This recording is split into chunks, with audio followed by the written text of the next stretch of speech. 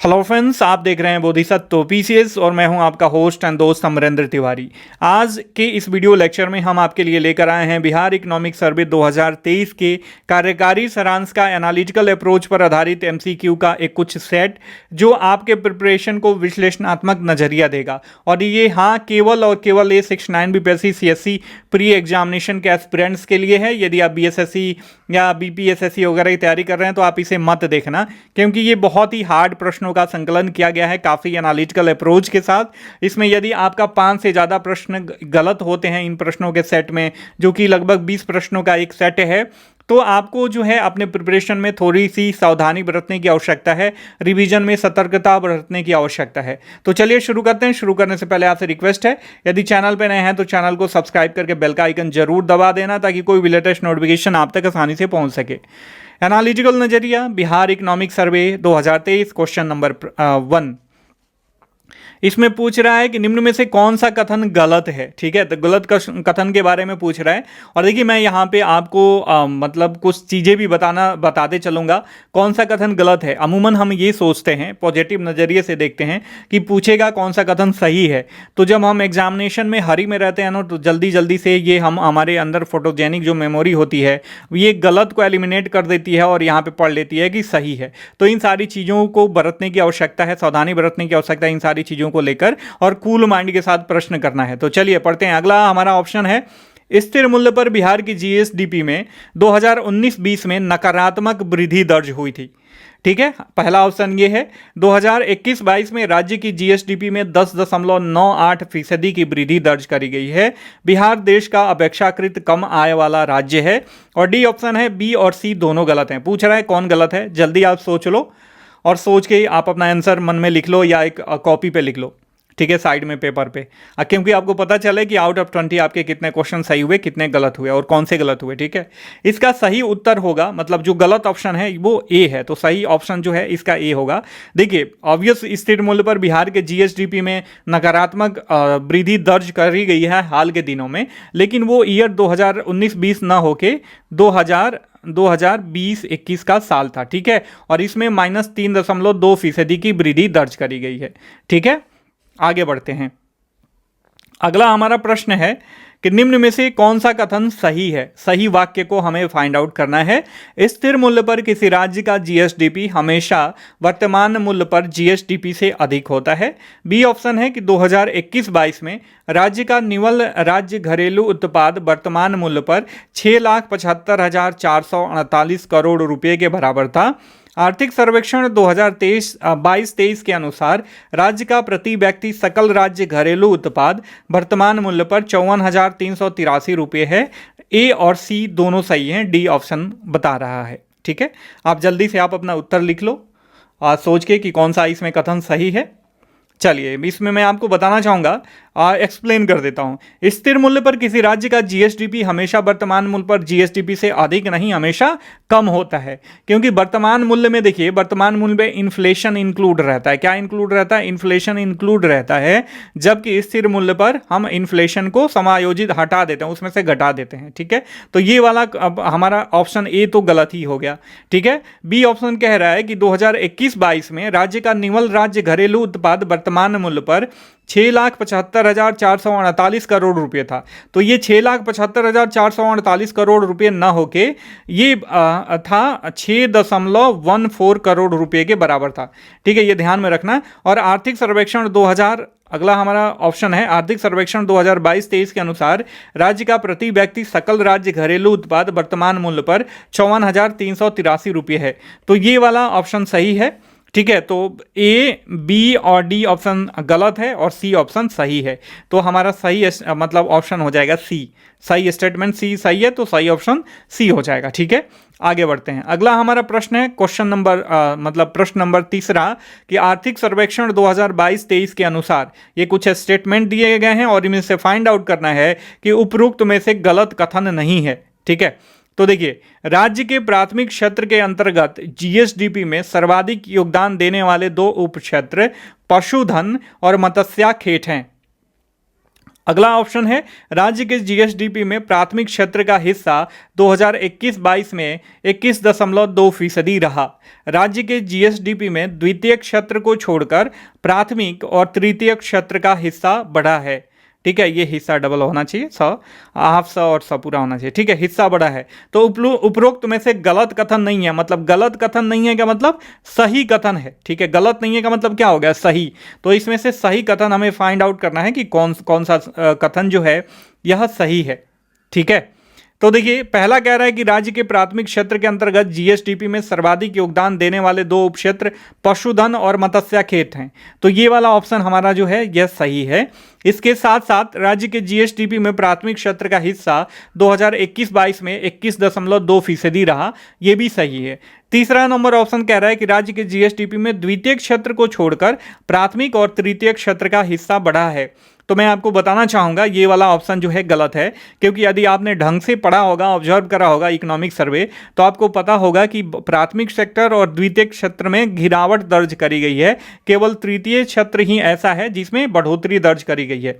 ठीक है, तो इसको एक्सप्लेन कर देता हूं। देखिए प्राइमरी सेक्टर की बात करें तो ये वर्तमान में 21.2% के बराबर है, ग्रोथ रेट ये रहा। जो पिछले साल, इसके पिछले साल 21.4% के बराबर था। तो इसमें देखा 0.2% का हिस्सा जो है गिरा है।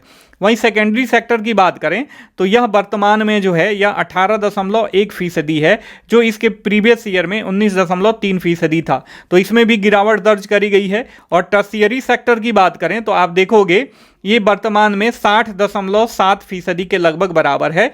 ठीक है, और ये इसके पहले साल 59.3% के बराबर था।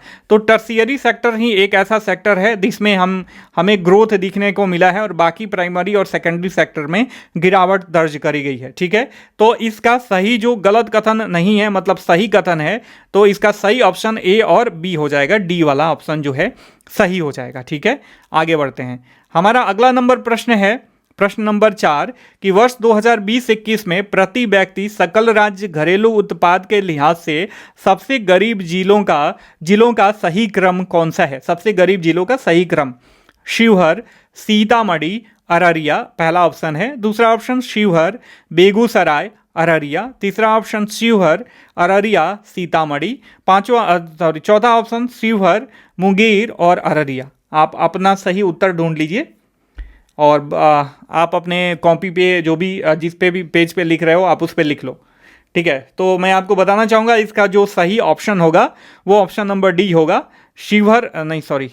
ऑप्शन नंबर सी होगा, शिवहर, अररिया और सीतामढ़ी। ठीक है, ये सबसे कम का अरेंजमेंट है। सबसे कम शिवहर का है, उससे ज़्यादा अररिया और उससे ज़्यादा सीतामढ़ी, मतलब बॉटम लेवल के 3 ये हैं। वहीं यदि सबसे अधिक की बात करें तो हमारा पटना जो है राजधानी सबसे ऊपर है, उसके बाद बेगूसराय है और उसके बाद मुंगेर है। ठीक है, तो ये ध्यान में रखना सबसे अधिक और सबसे कम का अरेंजमेंट क्या है। ठीक है, आगे बढ़ते हैं। अगला प्रश्न है निम्न कथनों पर ध्यान दें। तो कथन क्या है। वर्ष 2021-22 में राज्य सरकार का प्राथमिक घाटा 2020-21 के 17,344 करोड़ रुपए से घटकर 11,729 करोड़ रुपए रह गया है। ठीक है, अगला ऑप्शन है प्राथमिक घाटा चालू वर्ष के राजकोषीय घाटे और पिछले उधारों पर ब्याज भुगतान के बीच अंतर को संदर्भित करता है। सी ऑप्शन है बिहार सरकार कृषि निवेश प्रोत्साहन नीति के तहत कृषि आधारित नए उद्योगों की स्थापना के लिए व्यक्तिगत निवेशों को 15% और कृषि उत्पादक कंपनियों को 25% सब्सिडी दे रही है। निम्न में से कौन सा कथन गलत नहीं है। आप सोच लो अपना आंसर और लिख लो अपने पेज पे। जी, मैं आपको बताना चाहूँगा गलत नहीं है, मतलब निम्न में से कौन सा कथन सही है ये पूछ रहा है ना। तो ये तीनों के तीनों सही हैं। ठीक है, एक बार देख लो फिर से।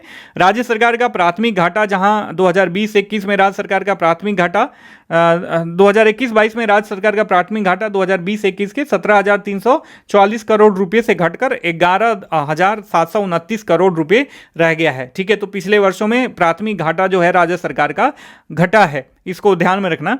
प्राथमिक घाटा चालू वर्ष के जो भी राजकोषीय घाटे होते हैं ना, तो पिछले उधारों पर ब्याज भुगतान जो करते हैं उनमें से जब घटा देते हैं तो हमें प्राइमरी डेफिसिट प्राप्त होता है। तो देखिए जीएनपी, जीडीपी, एनडीपी, ये सारी चीज़ें आपको याद होनी चाहिए। फिजिकल डेफिसिट क्या होता है, प्राइमरी डेफिसिट क्या होता है, ये सारी चीज़ें आपको याद होनी चाहिए। बेसिक स्टैटिक टर्म है इकोनॉमी के और पूछा जा रहा है आजकल बीपीएससी के द्वारा, तो इसको ध्यान में रखना। अमूमन ये लुसेंट में भी दिया रहता है। सी ऑप्शन कह रहा है बिहार सरकार कृषि निवेश प्रोत्साहन नीति के तहत कृषि आधारित नए उद्योगों की स्थापना के लिए व्यक्तिगत निवेशकों को 15% और कृषि उत्पादक कंपनियों को 25% दे रही है। तो ये तीनों ऑप्शन जो है सही है, तो इसका सही उत्तर होगा डी। ठीक है, अगला हमारा ऑप्शन प्रश्न है कि वर्ष 2018-19 से 19-20 के बीच बिहार में कारखानों की संख्या में बढ़ोतरी दर्ज करी गई है।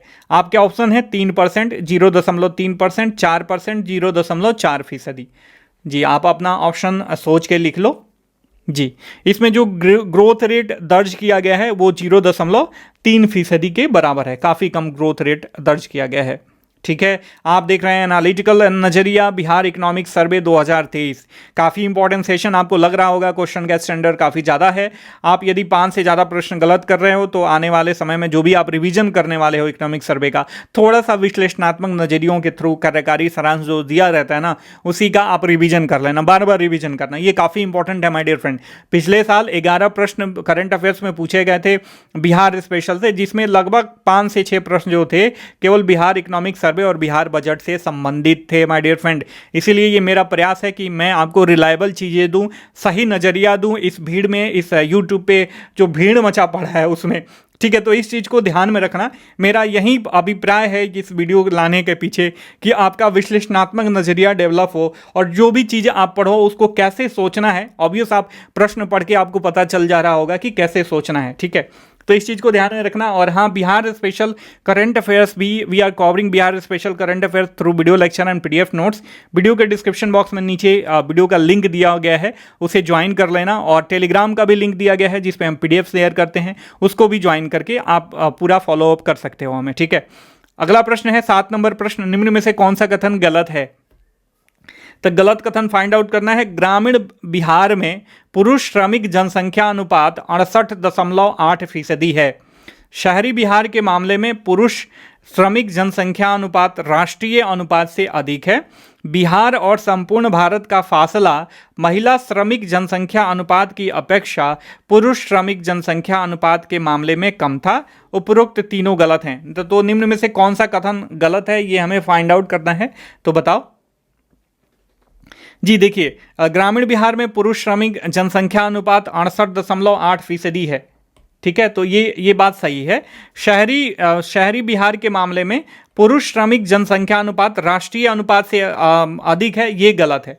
ठीक है, बिहार में यदि शहरी पुरुष जनसंख्या अनुपात देखें तो ये 64.6% है, शहरी की बात करते हैं। वहीं राष्ट्रीय लेवल पे ये 75.6% है। तो यही ऑप्शन जो है हमारा सरासर गलत हो जाता है। तो सही ऑप्शन इसका होगा बी। चलिए अगला प्रश्न देखते हैं, 8 नंबर प्रश्न। बिहार में महिला श्रमिक की औसत दैनिक कमाई 224 रुपये है।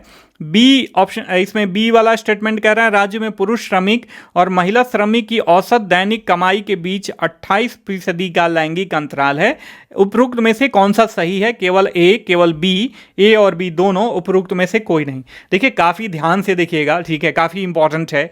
और देखिए ऐसे कन्फ्यूजन होना कि तो केवल ए और केवल बी वाले जो अतिरेक प्रश्न होते हैं, अतिरेक ऑप्शन होते हैं, वो उनका मतलब 90% चांसेस रहते हैं कि वो गलत हों। आप पहले ऑप्शन इसका सोच के रख लो साइड में।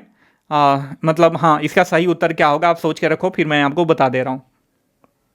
ठीक है, आई होप कि आपने सोच लिया होगा अभी तक। जी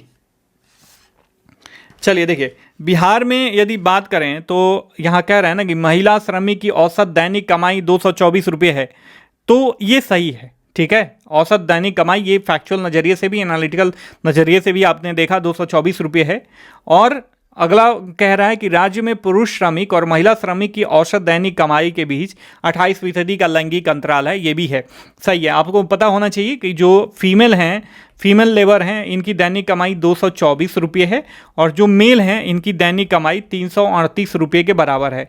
तो इन दोनों में आप लैंगिक अंतराल देखोगे तो ये बैठता है कुछ 28% के बराबर, ठीक है, 28% के बराबर। वहीं यदि राष्ट्रीय आंकड़ा देखोगे दोनों के कमाई के बीच संपूर्ण भारत में लैंगिक अंतराल, तो ये 36% के बराबर है। तो राष्ट्रीय अंतराल से जो 36% है, 8% कम है बिहार का लैंगिक अंतराल कमाई में, यदि फीमेल और मेल की बात करें तो इसमें से कौन सा कथन सही है? दोनों सही है, ए और बी दोनों सही है मेरे प्यारे दोस्तों, ठीक है। अगला प्रश्न है, निम्न में से कौन सा कथन गलत नहीं है, दैट मीन्स सही है? बिहार में 2021-22 में परिवहन एवं संचार क्षेत्र में देश में सर्वाधिक वृद्धि दर्ज की है बिहार ने, ठीक है। राज्य में कुल पथ घनत्व 3166.9 किलोमीटर प्रति 1000 वर्ग किलोमीटर है। राज्य का पथ घनत्व के मामले में देश में तीसरा स्थान है, ठीक है। तो उपरोक्त में से कौन सा गलत नहीं है, दैट मीन्स कौन सा सही आप बताएं? बी और सी दोनों, ए और सी दोनों, केवल सी, ए बी और सी तीनों? जी आप सोच के रखें, मैं एक्सप्लेन कर दे रहा हूं आपको फिर से। जी ये तीनों स्टेटमेंट सही हैं, ठीक है। मैं आपको बताना चाहूंगा कि 2021-22 में परिवहन एवं संचार क्षेत्र में देश में सर्वाधिक वृद्धि दर्ज करी है बिहार ने। यदि बात करें तो ये वृद्धि दर 20.4% के बराबर था। राज्य में कुल पथ घनत्व ये 3166.9 किलोमीटर प्रति 1000 वर्ग किलोमीटर के बराबर है, और ये पथ घनत्व के मामले में देश में तीसरा स्थान रखता है माय डियर फ्रेंड, ठीक है। पहला स्थान किसका है नीचे कमेंट करके बताओ। तो तीनों ऑप्शन जो है सही हैं।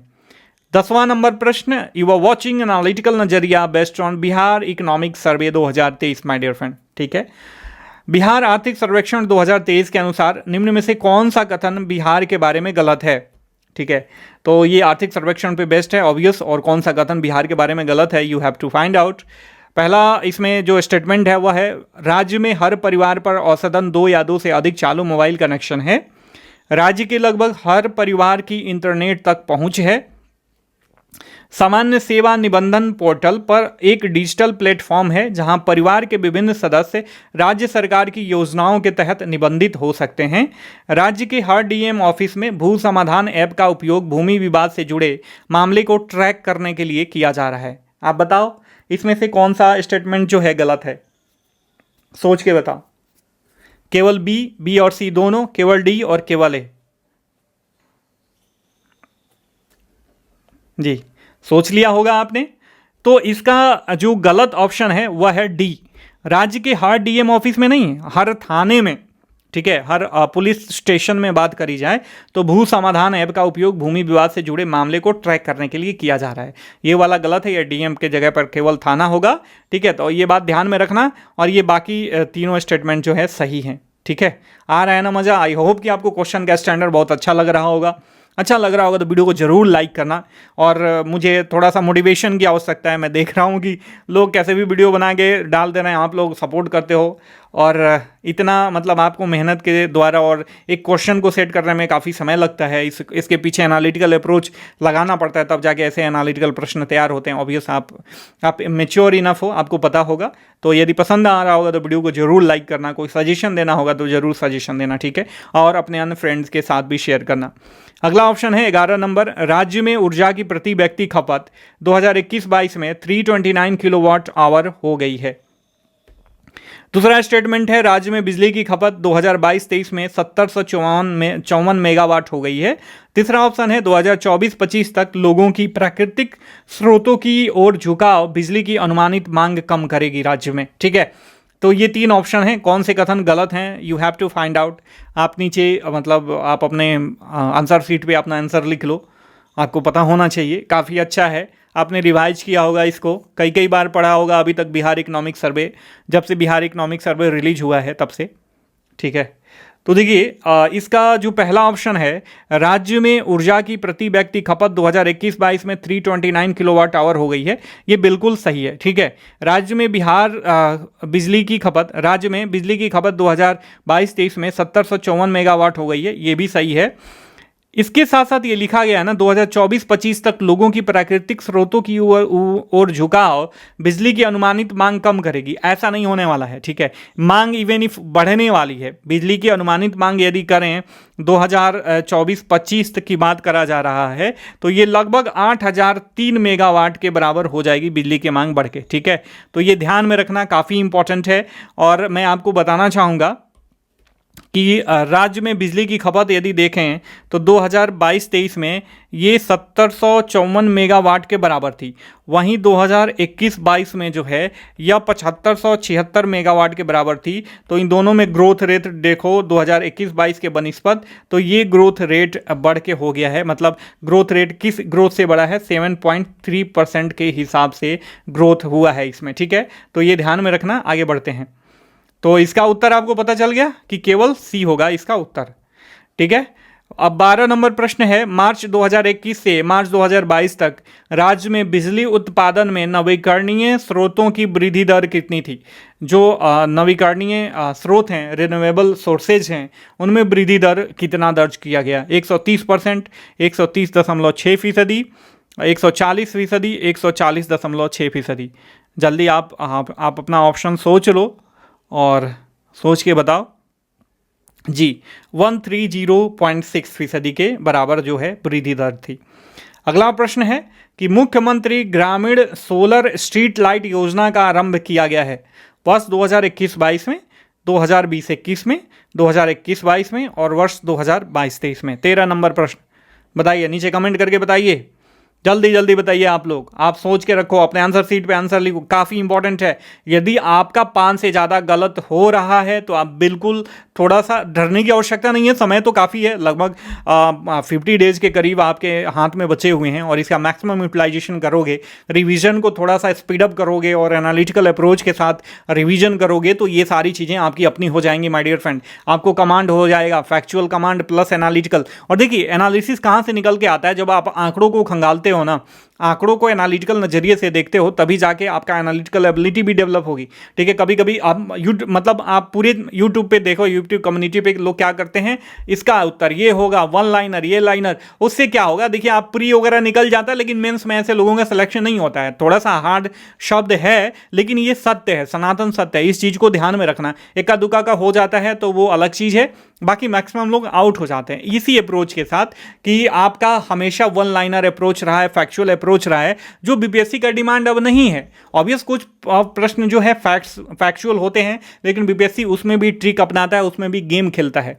तो आप अपना एनालिटिकल एबिलिटी डेवलप करो, कम से कम 30-40 MC मतलब वो जो सेट होता है, जो टेस्ट पेपर होता है, उसको लगा के जाओ, तभी जाके चीज़ें आपके इन हैंड में होगी, ठीक है। और डरने की बिल्कुल आवश्यकता नहीं है, ठीक है। डरे रहो बट डटे रहो, ठीक है।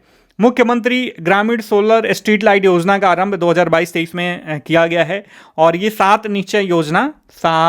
निश्चय योजना आपको पता है, योजना 2 के तहत जो है इसकी शुरुआत करी गई है।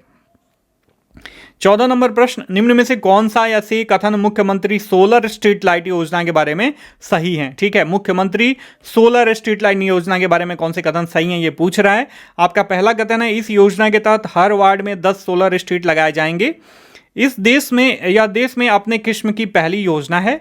इससे प्रति वर्ष 7,88,40,000 किलोग्राम जो है CO2 का उत्पादन होगा, ठीक है। आप नीचे कमेंट करके बताओ, नीचे कमेंट करके बताना है, ठीक है। आप अपना उत्तर लिख लो, लेकिन नीचे कमेंट करके बताओ कि आपका जो है ये उत्तर इसका कौन सा जो है सही है और कौन सा गलत है, ठीक है। इसका सही ऑप्शन क्या है जी। देखिए मैं आपको एक्सप्लेन कर देता हूं। इस योजना के तहत हर वार्ड में 10 सोलर स्ट्रीट लाइट लगाए जाएंगे, ये बिल्कुल सही है। यह देश में अपनी किस्म की पहली योजना है, ये भी सही है। इससे प्रति वर्ष 7,88,40,000 किलोग्राम CO2 का उत्पादन होगा। नहीं भाई, होगा नहीं होगा, ठीक है। यहाँ पे नहीं होना चाहिए, तो ये स्टेटमेंट गलत है, ठीक है। तो इसमें एक शब्द से आपको गेम खेला गया है, तो इसका सही उत्तर ए और बी दोनों होगा, डी होगा उत्तर, ठीक है। तो ध्यान में रखना। 15 नंबर प्रश्न पे आते हैं माय डियर फ्रेंड। 15 नंबर प्रश्न है कि वर्ष 2011 की जनगणना के अनुसार बिहार में कुल शहरी आबादी कितनी थी। नीचे कमेंट करके बताओ, कमेंट करो नीचे कि वर्ष 2011 की जनगणना के अनुसार बिहार में कुल शहरी आबादी कितनी थी। 11.3%, 16.2%, 2.02 करोड़, 1.18 करोड़। जल्दी बताओ जल्दी बताओ, जल्दी सोचो आप लोग। जी, इसका सही उत्तर होगा डी, 1.18 करोड़ रुपए। और बहुत लोग इसमें कंफ्यूज ही आ गए होंगे, मार दिए होंगे 11.3%। भैया ये अर्बनाइजेशन रेट है, ये शहरीकरण है, न कि शहरी आबादी की बात करी जा रही है। ठीक है, तो ये 11.3% या 16.2% आपने कुछ भी मारा होगा, परसेंटेज में तो बिल्कुल मत मारना। परसेंटेज में यदि आपने मारा होगा तो समझ जाओगे आप डम हो और आपके साथ यदि कोई गेम खेलता है तो आप आसानी से बेवकूफ़ बन सकते हो। तो इस चीज़ को ध्यान में रखना। यही है मेरे मतलब प्रश्नों का ये संकलन प्रोवाइड करने का मेरा अंतिम उद्देश्य यही है मेरे प्यारे भाइयों एवं बहनों। ठीक है, डरने की बिल्कुल आवश्यकता नहीं है, अपने आप को कंपोज करने की आवश्यकता है। Still you have 50 days to be prepare for 69 BPSC CSC examination my dear brothers and sister. तो आपको मतलब डरना नहीं है, अपने आप को कंपोज करना है, डर के और डट के इस चीज़ को क्रैक करना है। ठीक है, 1.18 करोड़ 2011 की जनसंख्या अनुसार बिहार के शहरी आबादी थी। और शहरीकरण 2011 की बात करें तो और जो अर्बनाइजेशन रेट था 11.3% था। ठीक है, और अभी बात करें तो 16.2% के बराबर जो है अर्बनाइजेशन रेट बिहार का पहुंच चुका है। 16 नंबर प्रश्न, निम्न में से कौन सा गलत है। पहला स्टेटमेंट, राज्य में डिजिटल बैंकिंग अधिसंरचना का उपयोग समय के साथ बढ़ा है। भारत में निजी बैंक क्षेत्र का ऋण जमा अनुपात सार्वजनिक क्षेत्र के बैंकों के ऋण जमा अनुपात से काफ़ी अधिक है। राज्य में सबसे बड़ा बैंक समूह SBI है। निम्न में से कौन सा स्टेटमेंट जो है गलत है, ये आपको फाइंड आउट करना है। जल्दी बताइए, सोच रखिए, सोचिए सोचिए सोचिए, सोच के आप अपना उत्तर लिख लिए होंगे अभी तक, मुझे पता है। देखिए, राज्य में डिजिटल बैंकिंग अधिसंरचना का उपयोग समय के साथ बढ़ा है। ऑब्वियस ये जनरल स्टेटमेंट है। आप जनरल थोड़ा सा भी आइडिया होगा आपका, थोड़ा सा भी आप पढ़े लिखे होंगे तो कोई भी ये बता देगा। ठीक है, थोड़ा सा कॉमन सेंस का उपयोग करना है इस स्टेटमेंट में। इसके साथ साथ बिहार में निजी बैंक का ऋण जमा अनुपात और सार्वजनिक क्षेत्र के बैंकों के ऋण जमा अनुपात से काफ़ी अधिक है। ये थोड़ा सा कंफ्यूजिंग स्टेटमेंट है, इसमें आप कंफ्यूज हो सकते हो। तो लेकिन मैं बताना चाहूँगा कि ये काफ़ी अधिक मतलब ये सही है। ठीक है, ये जो है ये स्टेटमेंट सही है। राज्य में निजी बैंक क्षेत्र का ऋण जमा अनुपात देखें तो ये जो है सार्वजनिक क्षेत्र के बैंकों के ऋण जमा अनुपात से अधिक है। ठीक है, और राज्य में सबसे बड़ा बैंक समूह जो है ये SBI है। ठीक है, तो ये रहा। यदि मैं आपको बताऊं यहाँ पे निजी बैंक क्षेत्र की बात करें तो निजी बैंक में ऋण जमा अनुपात 87.2% है, वहीं सार्वजनिक बैंक में ये 41.9% के बराबर है। ठीक है, तो ये ध्यान में रखना। और राज्य में ऑब्वियस सबसे बड़ा बैंक समूह SBI है। ठीक है, तो ये तीनों स्टेटमेंट सही है। ठीक है, तो ध्यान में रखना। आगे बढ़ते हैं। अगला प्रश्न है 17 नंबर, बिहार में मानव विकास के बारे में गलत कथन है। ठीक है, तो गलत कथन हमें फाइंड आउट करना है। Human development, about human development in Bihar. पिछले कुछ वर्षों में राज्य सरकार द्वारा सामाजिक सेवाओं पर व्यय बढ़ा है। राष्ट्रीय परिवार स्वास्थ्य सर्वेक्षण के अनुसार राज्य में संस्थागत प्रसव बढ़ा है। बिहार की जन्मकालीन जीवन संभाव्यता संपूर्ण देश के जन्मकालीन जीवन संभाव्यता से बढ़ गई है। ठीक है, नीचे कमेंट करके बताओ या आप अपना उत्तर लिख लो। नीचे उत्तर साइड में उत्तर लिखो, क्या होगा इसका सही उत्तर, क्या होगा। गलत कथन, गलत स्टेटमेंट कौन सा है आपको फाइंड आउट करना है। देखिए, ऑब्वियस पिछले कुछ वर्षों में राज्य सरकार द्वारा सामाजिक सेवाओं पर व्यय बढ़ा है, सही स्टेटमेंट है। राष्ट्रीय परिवार स्वास्थ्य सर्वेक्षण के अनुसार राज्य में संस्थागत प्रसव भी बढ़ा है। यदि आपने मेरा प्रीवियस वीडियो देखा होगा तो आपको पता होगा।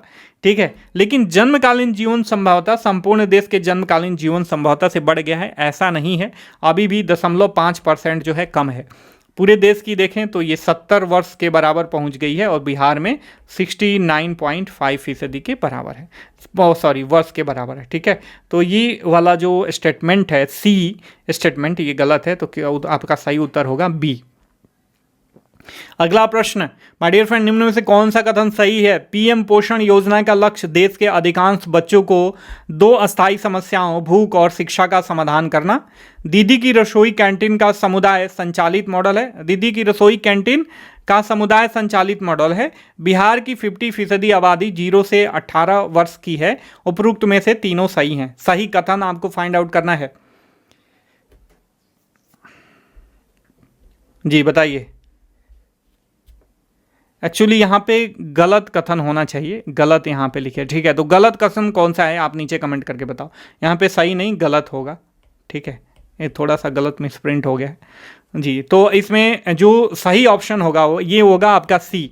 बिहार की 50% आबादी 0 से 18 वर्ष की नहीं है, 48% आबादी 0 से 18 वर्ष की है। काफ़ी इंपॉर्टेंट है। आगे बढ़ते हैं। अगला प्रश्न है 19 नंबर प्रश्न कि वर्ष 2021-22 में जल जीवन हरियाली अभियान के मिशन 5.0 करोड़ मतलब 5 करोड़ वृक्षारोपण अभियान के तहत कितने पौधे लगाए गए। ये काफ़ी फैक्चुअल प्रश्न है, जिनको पता होगा वहीं कर पाएंगे। एनालिटिकल में एक फैक्ट्स मैंने डाल दिया था। 400.98 लाख पौधे लगाए गए, 388.97 लाख पौधे लगाए गए, 500.7 लाख पौधे लगाए गए, उपरोक्त में से कोई नहीं। तो इसका सही उत्तर होगा 388.97 लाख पौधे का पौधारोपण हुआ। तो ये था बिहार इकोनॉमिक सर्वे 2023 का कार्यकारी सारांश का एनालिटिकल नज़रिया। बहुत सारे और 21 और प्रश्न इस पर मैं बना सकता था, बट इतना मेरा ये अप्रोच था कि मैं आपको एनालिटिकल नज़रिया दूं, ताकि आप किसी भी टॉपिक को, not even if we are talking about only for Bihar economic survey, also for budget, या किसी भी पॉलिटी पढ़ रहे हो, हिस्ट्री पढ़ रहे हो, इकोनॉमिक पढ़ रहे हो, ज्योग्राफी पढ़ रहे हो, बस एनालिटिकल नज़रिया रखो, आपका सिलेक्शन पक्का ही पक्का होगा। इसी शुभेच्छा के साथ मुझे आशा है कि आपको वीडियो का लेक्चर पसंद आया होगा। पसंद आया होगा तो ऑब्वियस वीडियो को लाइक करना, चैनल को सब्सक्राइब करना और अपने अन्य फ्रेंड्स के साथ भी इसे शेयर करना माय डियर फ्रेंड। मिलते हैं अगली कक्षा में, तब तक के लिए साइनिंग ऑफ, टेक केयर, जय हिंद, जय भारत।